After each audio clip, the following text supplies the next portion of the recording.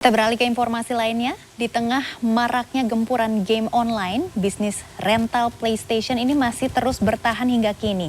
Dan beberapa bahkan dapat semakin berkembang, menyasar kalangan berpendapatan menengah ke atas. Game konsol seperti PlayStation masih memiliki daya tarik tersendiri. Masih banyak bisnis rental PS yang bertahan atau bahkan berkembang. Sebagian rental PS justru merambah pasar yang sebelumnya jarang ditembus oleh pelaku bisnis rental PS lainnya, yakni kalangan berpendapatan menengah ke atas. Rental PS yang bertempat di kawasan Gandaria, Jakarta Selatan, menjadi salah satu rental yang menyasar pasar tersebut. Rental ini termasuk dalam golongan rental yang mewah, ditilik dari segi fasilitas yang disediakan dan kenyamanan yang ditawarkan kepada para pelanggan. Pemilik rental ini mengaku sengaja memadukan antara konsep rental game dan kafe. Tujuannya agar para pelanggan betah berlama-lama bermain di sana. Model bisnis ini itu terbagi di beberapa tipe ya.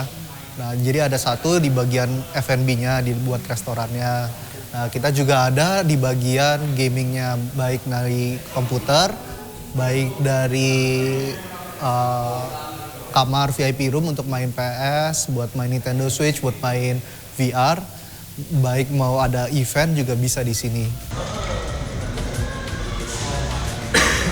Steven membuka rental berawal dari kesukaannya pada game. Dia mengaku salah satu tujuannya mendirikan Gamers Paradise adalah untuk membentuk dan mengembangkan komunitas gamers. Jadi kan mereka bisa cari teman-teman juga kan, tidak hanya teman sekolahnya mungkin atau teman-teman pekerjanya, tapi di sini kalau lagi nggak ada teman nyari-nyari, oh ada orang, oh main game ini, yuk kenalan yuk, mau nggak main bareng. Nah jadi situ bisa jadi pertemanan sendiri. Untuk menikmati fasilitas bermain game di rental ini dikenakan biaya Rp50.000 per jam untuk ruangan VIP dan Rp250.000 per jam untuk ruang VIP khusus yang dilengkapi beberapa PC.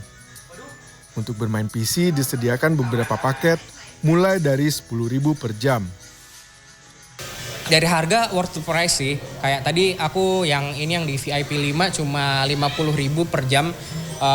Itu bisa main PS4, terus Nintendo Switch juga, sama bisa Netflix kan juga, itu ya worth it sih buat harga Rp50.000. Dan mungkin ada yang lebih besar di PS5 dan ruangan-ruangannya lebih besar, mungkin bisa lebih worth it lagi gitu.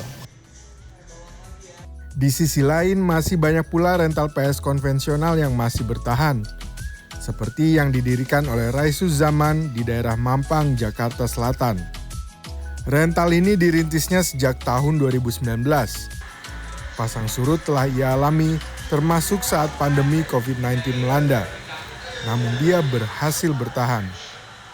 Pada saat COVID kita PS-nya kita sewain bawa pulang ke rumah ya.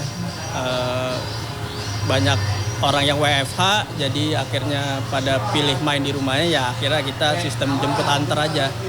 Tentunya dengan SOP pada saat COVID ya mesti harus disemprot atau melalui beberapa dites gitulah kalau mau antar barang gitu, nggak sembarangan. Untuk bermain di rental ini, para pelanggan membayar Rp10.000 per jam untuk bermain PS4 dan Rp15.000 per jam untuk PS5. Hasil dari biaya sewa ini cukup untuk menggaji 4 orang karyawan sesuai UMR Jakarta. Sebagian pelanggan menjadikan rental ini sarana untuk berkumpul dengan teman-teman dan melepas penat. Lebih ke buat ke teman-teman juga main bareng gitu ya, lebih ke kerabatannya gitu, lebih ke terjaga. Saling kumpul sama teman kayak gitu, nongkrong di rental daripada nongkrong di luar kan, mending main kayak gitu. Terus kalau misalkan kayak game online banyak itu kayaknya ngabisin kuota dah gitu. Yang mendingan main langsung, main PS gitu, main PES, main FIFA kayak gitu. Rais yakin rental PS akan tetap bertahan karena loyalitas para penggemarnya terhadap game konsol tersebut, terutama game-game sepak bola. Ternyata di tengah-tengah gempuran game online yang biasa beroperasi di handphone, masih banyak orang-orang yang memilih untuk bermain di rental PS. Tentunya rental PS ini bisa menjadi salah satu bisnis yang bisa dijalankan oleh orang-orang tergantung bagaimana strategi bisnisnya dan bagaimana mengimplementasikannya. Diego Basro, Indra Setiawan, Jakarta.